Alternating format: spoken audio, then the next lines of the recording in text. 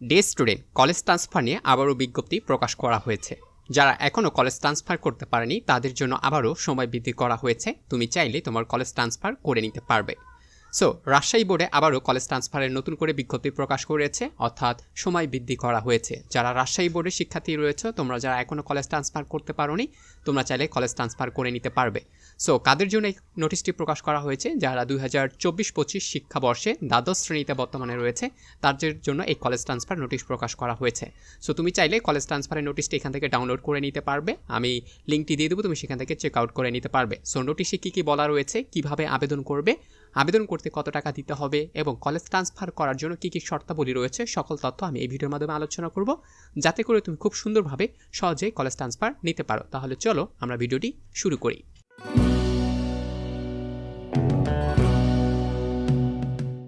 Dear student, প্রথমে দেখে নেই কলেজ ট্রান্সফারের শর্তগুলো। দেখতে পাচ্ছ এখানে কিছু লেখা রয়েছে যে কলেজ পরিবর্তনের শর্ত।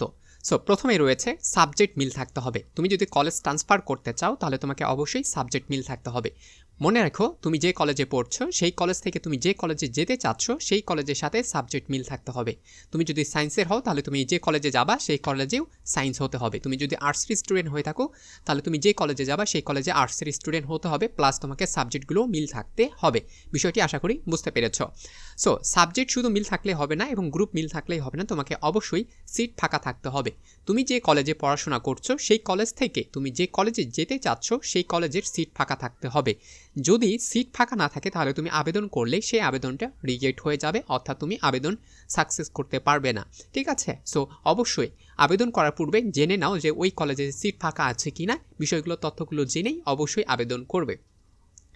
তারপর বলা হয়েছে উভয় কলেজে অনুমতি দিতে হবে। তুমি আবেদন করেছো কিন্তু তোমার কলেজ এবং নতুন কলেজে যে কলেজে যেতে চাচ্ছ সেই কলেজে কেউ তোমাকে অনুমতি দিচ্ছে না, অথবা তুমি পুরাতন কলেজে অনুমতি পেয়ে গেছো কিন্তু নতুন কলেজে তোমাকে নিতে চাচ্ছে না, তাহলেও তুমি আবেদন সাকসেস করতে পারবে না। এই জন্য তোমাকে অবশ্যই উভয় কলেজের সাথে যোগাযোগ করে নিতে হবে যে আমি আপনার কলেজে ট্রান্সফার হতে চাচ্ছি, আপনারা আমাকে অনুমতি দিতে চাচ্ছেন কিনা বা অনুমতি দিবেন কিনা, বিষয়টা শিওর হয়ে নিবা। এখন বলি, শুধুমাত্র আবেদন করার জন্য তুমি বাকি তিনটা বিষয়গুলো মাথায় রাখলেই হবে না, তোমাকে অবশ্যই মাথায় রাখতে হবে জিপিএ এবং মার্কস। তখনই তোমাকে নতুন কলেজ তোমাকে নেওয়া হবে যখন তোমার জিপিএ এবং মার্কস থাকবে।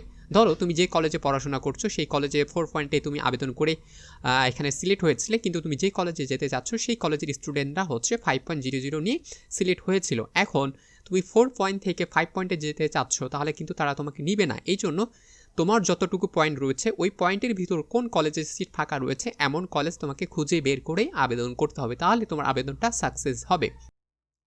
কিন্তু তোমার আছে 4 পয়েন্ট, তুমি 5 পয়েন্টে আবেদন করেছো, অথবা তোমার আছে 4 পয়েন্ট, তোমার 4.50 এরকম পয়েন্ট আছে এমন কলেজে তুমি আবেদন করেছো এবং মার্কসও তোমার কম রয়েছে, তাহলে তোমাকে তারা নিবে না। এই জন্যই বলবো যে কলেজে আবেদন করবে এই তথ্যগুলো আগে ভালো করে জেনে বুঝেই সেই কলেজ সম্পর্কে ভালো করে তথ্য নাও, তারপরে তুমি এই কলেজে আবেদন করো, তাহলে কলেজটা কী হবে, তোমাকে অনুমতি দেবে। ঠিক আছে?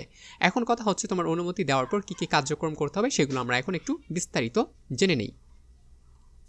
ডিয়ার স্টুডেন্ট, তারপরে তোমাকে আসতে হবে এই রাজশাহী বোর্ডের ওয়েবসাইটে আসার পর তুমি নোটিশটি অবশ্যই পেয়ে গেছো এবং নোটিশে কী কী বলা রয়েছে আমি একটু তোমাকে পড়ে শুনিয়ে দিচ্ছি।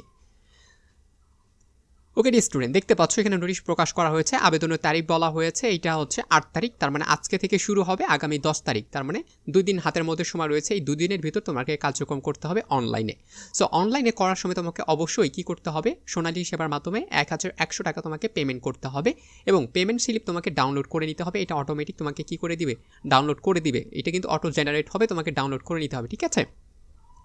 নেওয়ার পর বাকি তথ্যগুলো এখানে কিন্তু দেওয়া রয়েছে, তুমি সুন্দর করে বুঝতে পারবে। তার মানে তোমার প্রথম কলেজে আগে অনুমতি দিবে, প্রথম কলেজ অনুমতি দেওয়ার পর দ্বিতীয় কলেজে চলে যাবে, দ্বিতীয় কলেজ যদি অনুমতি দেয় তাহলে এটা বোর্ডের কাছে যাবে। ঠিক আছে? বোর্ড যদি অনুমতি দেয় তাহলে তুমি পরবর্তীতে এটা ট্রান্সফার নিতে পারবা। এখন ট্রান্সফার করার জন্য এখানে কিছু শর্ত রয়েছে, এই শর্তগুলো তোমাকে মেনেই আবেদন করতে হবে। সো এখানে শর্ত রয়েছে কোথায় গিয়ে আবেদন করতে হবে, আবেদন লিঙ্ক দেওয়া রয়েছে rajshahi.gov.bd.com, এখানে গিয়ে তোমাকে আবেদন করতে হবে। ঠিক আছে? অনলাইন আবেদন করার জন্য তুমি চাইলে ইটিসিও নিতে পারবা, বিটিসি নিতে পারবা। ইটিসি কি? ইটিসি হচ্ছে অনলাইনের মাধ্যমে যে আবেদনটা করা হয় তাকে ইটিসি বলা হচ্ছে, আর বিটিসি হচ্ছে যেটা বোর্ড টু বোর্ড পরিবর্তন করা হয়, এমন কাজ করার জন্য তোমাকে বোর্ড টু বোর্ড পরিবর্তন করতে হবে। ঠিক আছে? তারপরে বলছে ছাড়পত্র পাওয়ার কতদিন পরে তোমাকে ভর্তি হতে হবে, ছাড়পত্র পাওয়ার 15 দিনের মধ্যেই তোমাকে ভর্তি হতে হবে। তারপরে তোমাকে বলছে কত টাকা দিতে হবে পূর্বের কলেজে। তোমাকে যে কলেজ তোমাকে ছাড়পত্র দিবে ওই কলেজে ততদিন পড়াশোনা করেছো ঠিক ততদিনের টাকা তোমাকে পরিশোধ করতে হবে। তারপরে তুমি যখন নতুন কলেজে যাবা ওই নতুন কলেজে গিয়ে তোমাকে বাকি টাকা কী করতে হবে, এখানে পেমেন্ট করে দিতে হবে। এখানে কিন্তু সেইটা বলে দিয়েছে, ঠিক আছে। সো আশা করি তুমি বুঝতে পেরেছ। তারপরে দেখো তারিখ বলা হয়েছে এই তারিখে টিসি আর কোনো সুযোগ থাকবে না। যদি এই তারিখের পরবর্তী কোনো সুযোগ আসে বা অতিক্রম হয়ে যায় এই তারিখটা, তাহলে তুমি কিন্তু পরবর্তীতে আর কোনো সুযোগ পাবে না। এই জন্য তোমাকে অবশ্যই বুঝতে হবে তোমার হাতে মাত্র সময় রয়েছে মাত্র কত, 2 দিনের ভিতর। এই 2 দিনেই তোমাকে আবেদন করতে হবে। এই 2 দিনে কীভাবে আবেদন করবে সেই প্রসেসটাও এখন তোমাকে দেখে দেই অনলাইনের মাধ্যমে। তাহলে চলো আবেদন প্রসেসটা একটু দেখে নেই। ওকে, তুমি দেখতে পাচ্ছ আমি আবারও চলে আসলাম রাজশাহী বোর্ডের ওয়েবসাইটে আসার পর তুমি এখানে কোনোভাবেই দেখতে পাচ্ছ না কোথা থেকে তুমি আবেদন করবে। তবে তোমাকে এখানে সার্চ করতে হবে, ঠিক আছে। তুমি এখানে সার্চ বারে লিখতে পারো যে রাজশাহী অনলাইন। এইখানে তুমি যদি ক্লিক করো একটা ওয়েবসাইট চলে আসবে। এরকম ওয়েবসাইট আসার পর তুমি দেখতে পাবা এখানে সুন্দর করে দেওয়া রয়েছে রাজশাহী সেকেন্ডারি বোর্ড, ঠিক আছে। সো এখানে আসার পর তুমি দেখতে পাচ্ছ ইটিসি লেখা রয়েছে, এই যে ইটিসি, এখানে তুমি একটা ক্লিক করবা। ক্লিক করলে তোমার সামনে আরও একটি সুন্দর পেজ ওপেন হবে। পেজটা এমন দেখাবে, ঠিক আছে। সো এমন দেখার পর তোমার এখানে কাজ হবে, পেজটা যদি এমন দেখায় তাহলে তোমাকে আরেকটু দেখাই। সো পেজটা কেমন দেখাবে, পেজটা এই যে এমন দেখাবে, ঠিক আছে। এইরকম যখন দেখাবে তখন তোমাকে বুঝতে হবে তুমি এখানে কী কী কাজ করতে চাচ্ছ। এখানে অনেকগুলো অপশন দেওয়া রয়েছে, তোমার যে কাজ বা তোমার যেটা প্রয়োজন তুমি সেটাতেই যাবা, ঠিক আছে। সো তোমার কাজই হচ্ছে টিসি নেওয়ার জন্য, তাহলে তুমি এই যে এখানে টিসি রয়েছে ইলেকট্রনিক টিসি, তুমি এখানে ক্লিক করে দেবা। ক্লিক করলে তোমার সামনে আরও একটি সুন্দর পেজ ওপেন হয়েছে। এই পেজেই তোমাকে এখন তোমার যত ইনফরমেশনগুলো রয়েছে সকল ইনফরমেশন তোমাকে এখানে ফিল করতে হবে।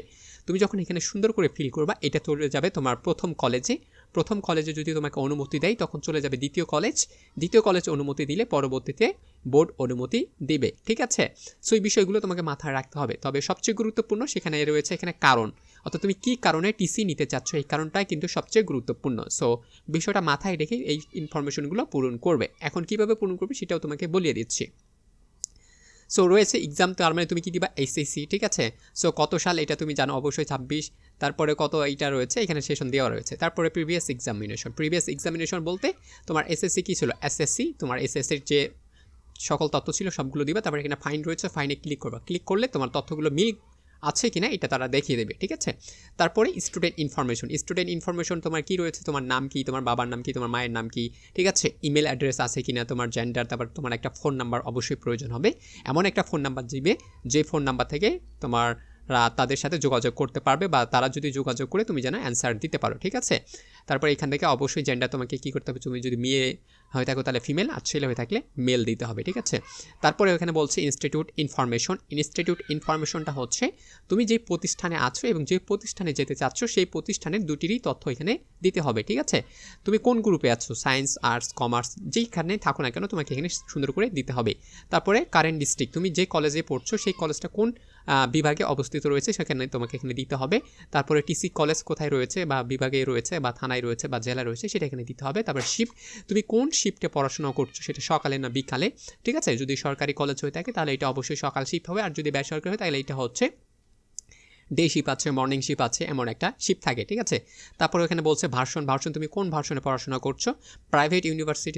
প্রাইভেট যে কলেজগুলো রয়েছে তারা সাধারণত বাংলা এবং ইংলিশ দুটোতেই করে থাকে। সো ইংলিশ বাংলা তোমার যেটা মনে হয় তুমি সেটা দিয়ে দিবা। বাট তোমার কাছে যেটা হচ্ছে সরকারি কলেজ হলে সেটা হচ্ছে বাংলাতে হয়ে থাকে। সো কারেন্ট ইনস্টিটিউট, তুমি যে কলেজে যেতে চাচ্ছ এখন এমন একটা কলেজ, সো এখানে এমন একটা কলেজের নাম দিয়ে দিবা। তারপর হচ্ছে টিসি ইনস্টিটিউট যেতে চাচ্ছ সেখানে নাম দিয়ে দেবা। বা এখানে রয়েছে টিসি কচ, অর্থাৎ তুমি কেন টিসিটা নিতে চাচ্ছ সেই কারণগুলো এখানে রয়েছে 4টি কারণ। এই 4টির ভিতর তুমি যে কোনো একটা দিবা, অর্থাৎ তোমার যেটা প্রয়োজন তুমি সেই কারণটা দিবা। মনে রাখবা কারণ দিলে তোমাকে অবশ্যই ডকুমেন্টস কিন্তু শো করাতে হবে। সো এমন কারণ দিও না যেটা তুমি ডকুমেন্ট শো করাতে পারবে না। তারপরে তুমি এখানে নেক্সট ক্লিক করবা। নেক্সট ক্লিক করলে এটা পরবর্তীতে আরও কিছু ইনফরমেশন চাইবে, তারপরে তুমি দিয়ে এটা সাবমিট করে দেবা। সাবমিট করলে তোমার কাজ শেষ। তারপরে এটা চলে যাবে তোমার কলেজের কাছে, কলেজ কর্তৃপক্ষ চেক করবে, চেক করার পর তারা পারমিট করলে পারমিট হয়ে যাবে। দেন তারা আরেকটা কলেজে দিবে, তারা যদি পারমিট করে তাও হয়ে যাবে। দেন তারপরে তারা বোর্ডের কাছে পাঠিয়ে দেবে। বোর্ড যদি মনে করে যে হ্যাঁ তুমি সকল কিছু এলিজিবল রয়েছে ট্রান্সফার করার জন্য, তাহলে তারাও তোমাকে অনুমতি দিয়ে দেবে। দেন তোমার কার্যক্রম শেষ। তারপরে যখন পে স্লিপটা নিয়ে আসবে, পে স্লিপটা নিয়ে আসার পর তুমি পুরাতন কলেজে দেখাবা। তোমার পুরাতন কলেজে যত কাগজপত্র আছে সকল কাগজপত্র উত্তোলন করে নতুন কলেজে গিয়ে আবার নিউ করে অ্যাডমিশন নিতে হবে। আবার বলছি নতুন করে তোমাকে অ্যাডমিশন করতে হবে। যে মাস থেকে তুমি ট্রান্সফার হবে সেই মাসের পরবর্তী মাস থেকে তোমার নতুন কলেজে বেতন দিতে হবে। বাকি প্রসেসগুলো সেম। আর যারা বিটিসি নিতে চাচ্ছ তোমরা অবশ্যই সরাসরি যোগাযোগ করে ট্রান্সফার নিতে পারবা। সো এই ছিল আজকের ট্রান্সফার এর নিয়মাবলী এবং শর্তাবলী তোমাদের আমি সকল তথ্যগুলো শেয়ার করে দিলাম। যদি ভিডিওটি ভালো লাগে থাকে অবশ্যই বন্ধুদের সাথে শেয়ার করো এবং একটি সাবস্ক্রাইব করে একটি লাইক করে পাশে থাকো। Thank you very much.